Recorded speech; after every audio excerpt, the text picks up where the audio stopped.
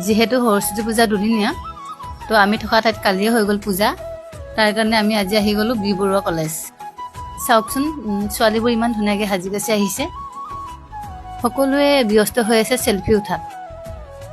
তাৰে মাজতে ময়ো মাৰ আশীৰ্বাদ লওঁ বুলি আগবাঢ়িলোঁ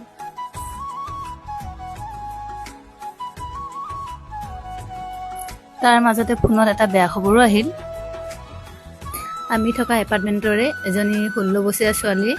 12 মহলাৰ ওপৰৰ পৰা পৰি আত্মহত্যা কৰিলে এইটোতো বেয়া খবৰ হয়নে মনটো হেমিকি উঠিল যদিও আমি লাহে লাহে আগবাঢ়িলোঁ কটন কলেজলৈ ইয়াৰ মাজতে ভাবিলোঁ কিবা এটা খাই যাওঁ যেহেতু ৰুমত গৈ একো খোৱাবই নহ'ব খাদ্য অৰ্ডাৰ কৰিছোঁ আহি পোৱালেহে ৰৈ আছোঁ তাৰ মাজতে চাওকচোন ছোৱালীবোৰক সাজপাৰে হাইলাখ সৰস্বতী যেন লাগিছে যেহেতু জ্বলা খোৱা গ'ল ভাবিলোঁ এয়া আইচক্ৰীম এটা খাই এতিয়া সোমালোঁ সৰুৰ পৰা শুনি থকা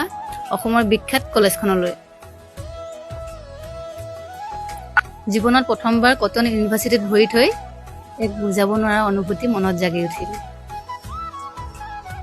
এয়াই হ'ল এই বছৰ মোৰ সৰস্বতী পূজা আৰু আমিও লাহে লাহে ঘৰলৈ ঘৰমুৱা হ'লোঁ